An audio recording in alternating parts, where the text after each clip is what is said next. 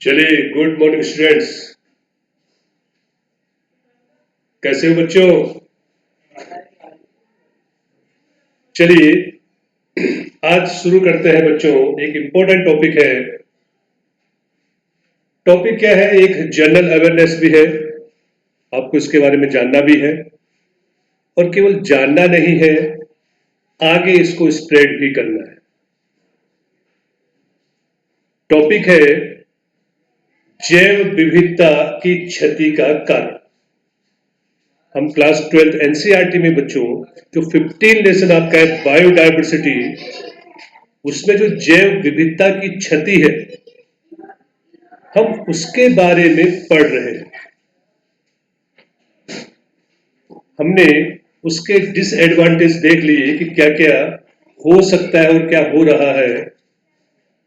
जैव विविधता अगर कम होती गई, हमारी जो जैव संपत्ति अगर कम होती गई, तो क्या क्या होगा और क्या क्या हो सकता है। तो परीक्षा एग्जाम के लिए है, लेकिन साथ साथ बच्चों आपके जनरल अवेयरनेस के लिए भी है। आपको केवल अपने तक इसको सीमित नहीं रखना है, आगे भी इसको स्प्रेड करना है, जिससे अगर एक आदमी को भी आपने जगा दिया, एक मनुष्य को भी आपने जगा दिया, तो बच्चों एक चेन बन जाएगी। जो फूड चेन है ना, उसी की तरह ये चेन भी चलती जाएगी। ठीक है? तो क्या है बच्चों, जैव विविधता के वैसे तो बहुत सारे कारण हैं, लेकिन 4 कारण मुख्य है, और इन 4 कारणों को बच्चों एबिल क्वार्टेट कहते हैं। क्या कहते हैं इसे? AVL quartet. ये 4 राक्षस हैं। अभी कौन कौन से हैं? तो इसमें सबसे पहला जो सबसे बड़ा राक्षस है जैव विविधता को नष्ट करने का, वो है बच्चों आवासीय क्षति तथा विखंडन। पहले हम वो 4 राक्षस पढ़ लेते हैं। रावण के 10 सिर थे, इस राक्षस के 4 सिर हैं, और बीच में जो सबसे बड़ा सिर है बच्चों, वह है आवासीय क्षति और विखंडन, सबसे प्रमुख कारण। दूसरा है बच्चों अति दोहन, ओवर एक्सप्लॉयटेशन। किसी भी चीज का जब अति दोहन होगा, तो वो धीरे धीरे खत्म होता जाएगा। थर्ड है बच्चों विदेशी जातियों का आक्रमण। कौन सी है? पढ़ेंगे एक एक करके। और चौथा है बच्चों सह विलुप्तता। ये 4 सिर है इस राक्षस के। रावण के कितने? 10 सिर थे बच्चों, इस राक्षस के 4 सिर है। और अगर हमने अभी कोई कदम नहीं उठाया, तो ये सिर बढ़ते जाएंगे, और हो सकता है कि ये कलयुग का रावण बन जाए। हो सकता नहीं, यही होगा। इस राक्षस के 4 सिर है, और बढ़ते जाएंगे, 10 हो जाएंगे, और उसके बाद ये सब खत्म हो जाएंगे। ठीक है? अब बच्चों जो सबसे पहला है आवासीय क्षति तथा विखंडन, उसके बारे में पढ़ते हैं। सबसे मुख्य कारण है जंतुओं और पौधे के विलुप्तीकरण का, ये सबसे मुख्य कारण है। सबसे ज्यादा जैव विविधता कहां है?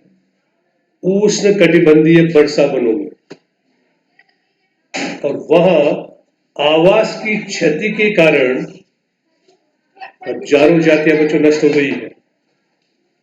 एक समय था जब वर्षा वन जो है पृथ्वी के 14% क्षेत्र में फैले थे। जो रेन फॉरेस्ट थी वो पूरे वर्ल्ड के कितने 14% एरिया कवर करते थे। अब ये घट के केवल 6% रह गए।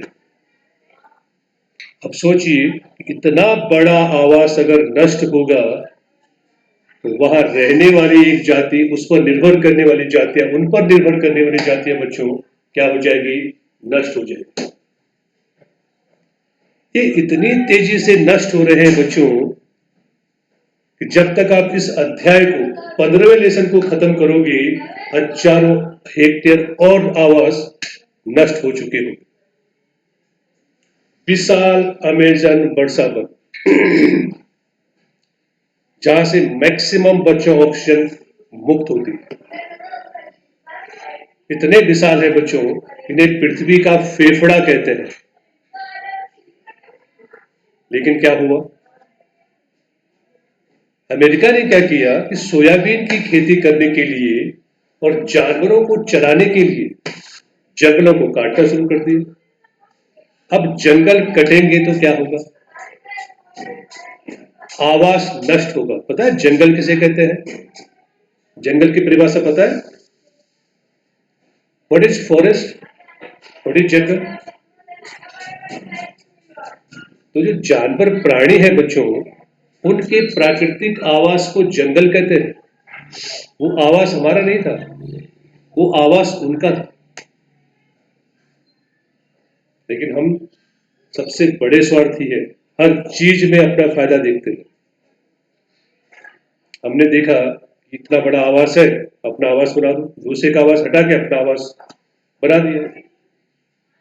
बच्चों कंपटीशन करना, खूब करना, लेकिन अपना झंडा ऊंचा रखना है तो सामने वाले के झंडे को गिराना नहीं है।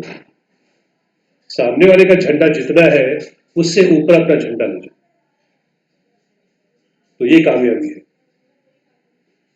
हमने क्या किया, हमने उनके आवास को नष्ट करके अपना आवास बना दिया। अब जब प्रॉब्लम आई तो उनके आवास को बचा रहे हैं। Project tiger, project lion, project rhino, project bear, project deer, सब क्या है ये। अब हमको लग गया है कि ये उल्टा हम पे वार होने वाला है, तो हम इनको बचाने की कोशिश कर रहे हैं। इनको नहीं बचा रहे हैं, हम अपने आप को बचा रहे हैं। हमको पता है ये नष्ट होंगे तो कहीं ना कहीं हमको इफेक्ट करेंगे। ठीक है, इसके अलावा बच्चों आवासीय क्षति के मुख्य कारण क्या है, देखिए।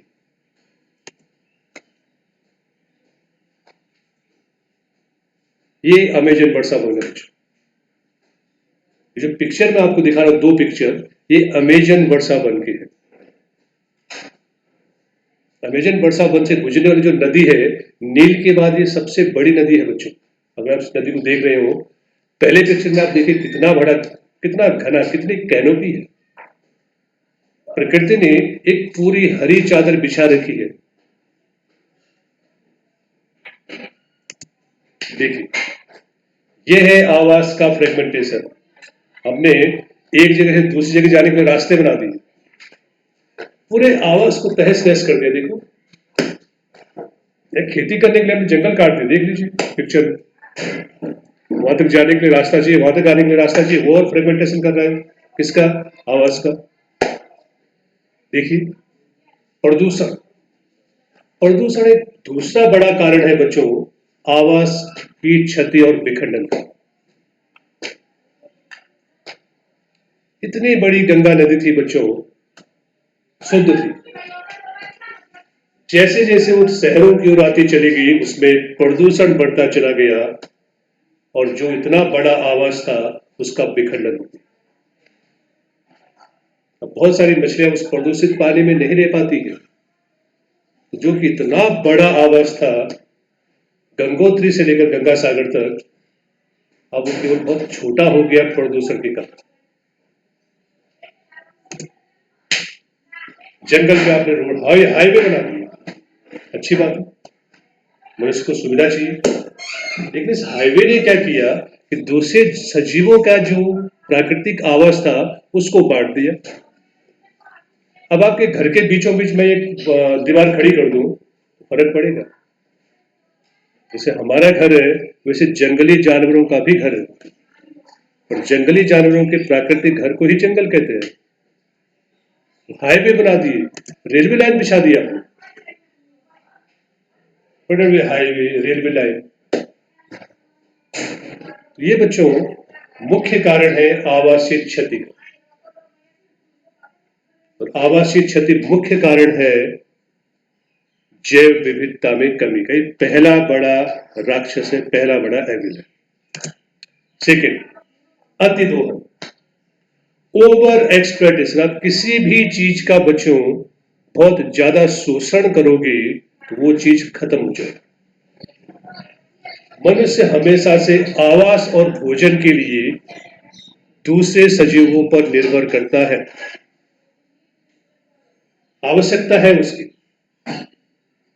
रोटी, कपड़ा और मकान पिक्चर का नाम नहीं है, पिक्चर का नाम है, लेकिन यहां पे आवश्यकता है हमारी रोटी, कपड़ा, मकान। बाकी सब के बिना चल जाएगा, लेकिन रोटी, कपड़ा और मकान के बिना बच्चों नहीं चलेगा।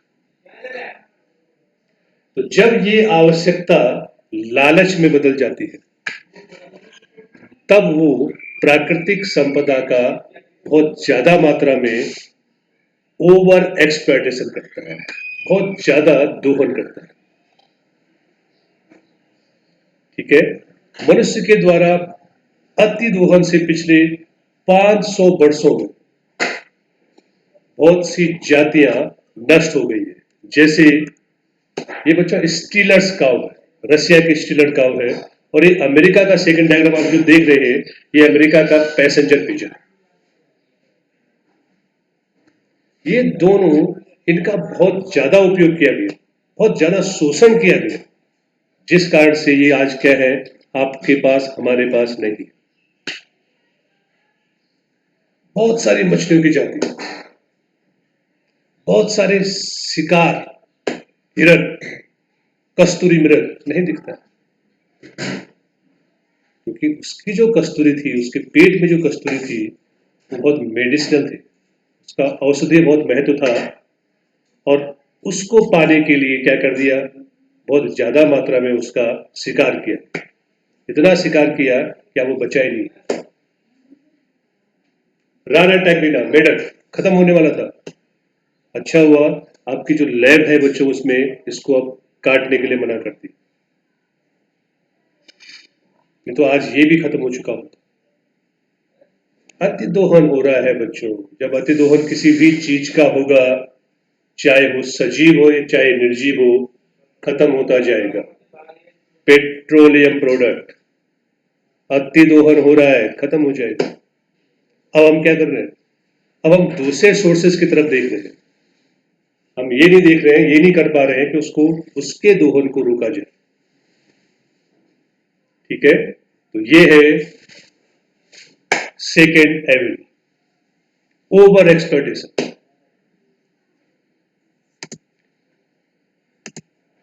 विदेशी जातियों का आना, तो जब बहुत सारी जातियां बच्चों बाहर से आपके एरिया में आएगी, या किसी आवास में, मान लीजिए बाहर से कोई जाति जाने अनजाने में आ गई,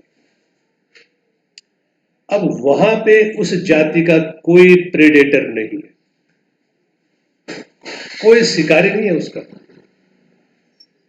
और माहौल, पर्यावरण उसके अनुकूल है, तो वो क्या करेगा, तो बहुत ज्यादा मात्रा में अपनी संख्या बढ़ाएगा, और इसका प्रभाव ये पड़ेगा कि जो वहां रहने वाली जो मूल जातियां थी, वो धीरे धीरे नष्ट होती जाए। ठीक है, जैसे नील नदी की मछली नाइल पर्च को बच्चों पूर्वी अफ्रीका की विक्टोरिया झील में डाला गया, तो झील में रहने वाली जो वहां की जो बेजोड़ मछली थी, वहां की जो मूल मछली थी सिचलिड, उसकी 200 से अधिक जातियां विलुप्त हो गई। ये नील पर्च है बच्चों। इस नील पर्च को दक्षिणी अफ्रीका की विक्टोरिया झील में डाला गया, तो इसने जो सेकंड जो मछली है बच्चों सिचलिड, इसकी 200 जातियों को खत्म कर दिया। एक जाति 200 जातियों के खत्म होने का कारण बनी, क्योंकि वो जो नील पर्च थी, वो नील नदी थी, उसमें रहती थी, वहां से उसको आपने उठा के वहां डाला। गाजर घास, पार्थिलियन, लेंटन और हायसिंथ, आइकोनी, water hyacinth, terror of Bengal, याद रखने हैं। लेंटाना को बच्चों, उसकी जो फ्लावर्स होते हैं बहुत अच्छे होते हैं, झाड़ी है तो 3-4 फीट की होती है, तो किसानों ने क्या किया, इसको अपने खेत की रक्षा करने के लिए अपने खेत के चारों ओर एक बाड़ के रूप में लगाया, और ये झाड़ी ऐसी है जो रूट के द्वारा प्रोपेगेट करती है, रूट के द्वारा प्रजनन करती है अंदर ही अंदर। धीरे धीरे इसने क्या किया कि अंदर से फैलना शुरू किया, जमीन के अंदर से। और जो किसान का खेत था उसको पूरा खत्म कर दिया। ये झाड़ी इतनी घनी फैलती है बच्चों कि नीचे प्रकाश नहीं आता, तो नीचे दूसरी वनस्पतियों को भी ये उगने नहीं देता है। अब इंडिया के बहुत सारे जंगल हैं जहां ये फैल गया है, और एक झाड़ी, एक जाति बहुत सारी जातियों को धीरे धीरे नष्ट कर रही है। आइकोनिया, वाटर हाइसिंथ, जलकुंभी, इसके इतने अच्छे फ्लावर दिखते हैं बच्चों। इसका जो लीफ का जो पैटर्न है पाने में बहुत सुंदर दिखता है। इसको सजावटी पौधे के लिए लाए थे हम, लेकिन इतनी तेजी से फैला समुद्र के ऊपर पश्चिम बंगाल में उसने क्या किया, नीचे लाइट नहीं जाने दी, ऑक्सीजन को डिजोल्व नहीं होने दिया, तो नीचे की जो सजीव थे वो धीरे धीरे खत्म हो गए। इसे कहते हैं टेरर ऑफ बंगाल। कैटफिश, बच्चों कैटफिश जो है, अफ्रीकन कैटफिश, कैलेरियस गैरीपैक्स। कैटफिश बच्चों क्या होता है, इसमें बाहर सल्क नहीं होते, स्केल कम होते नहीं होते। मछली खाने वाले को पहले छिलना है, वो करते स्केल है नहीं, तो ये असल्क मीन। अफ्रीकन कैटफिश कैलेरियस गैरीपैरस को हमारी नदियों में लाया गया, और इसने क्या किया, हमारी जो मूल मछली थी उस नदी की, असल्क मीन कैटफिश की जातियों को खतरा उत्पन्न करती है। 5-6 महीने पहले मैंने पढ़ा था कि गंगा नदी में भी अब कैटफिश देखी गई, पकड़ी गई। ठीक है, तो वहां जो रहने वाली जो मछली होगी उस पर क्या होगा, इसका विपरीत असर पड़ेगा बच्चों। ठीक है, तो ये है तीसरा एविल, तीसरा राक्षस।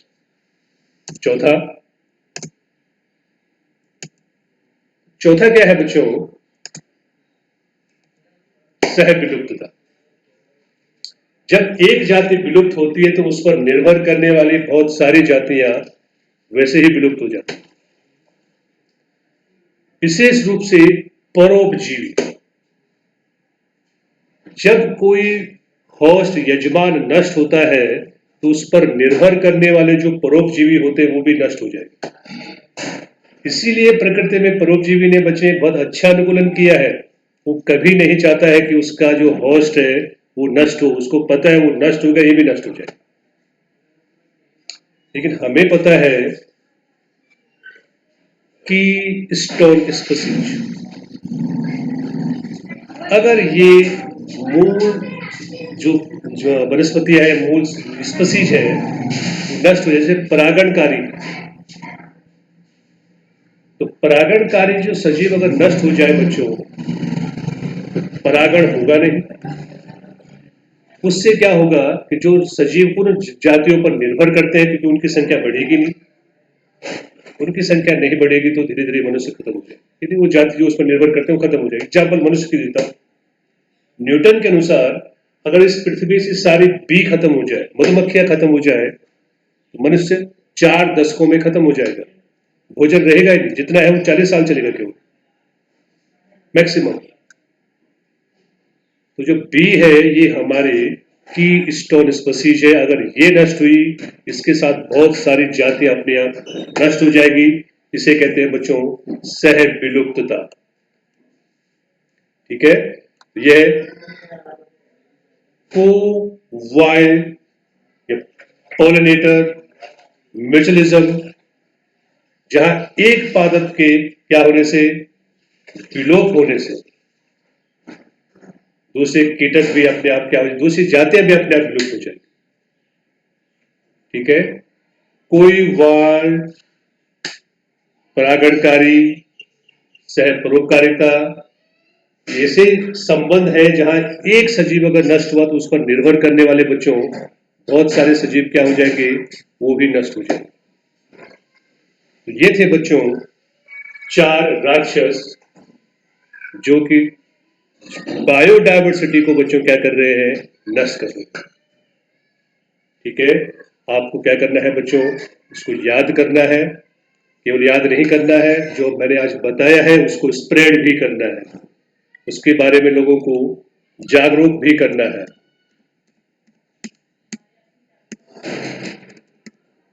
एबिल क्वार्टेट बच्चों एक बार वापस देख लो कौन कौन से है। पहला, आवासीय क्षति और विखंडन, पढ़ना अच्छी तरह से। अतिदोहन, विदेशी जातियों का आक्रमण और सह विलुप्तता। ठीक है बच्चों, उसके साथ टॉपिक कंप्लीट आपको तैयार करना है, जो नहीं आए वो पूछना है।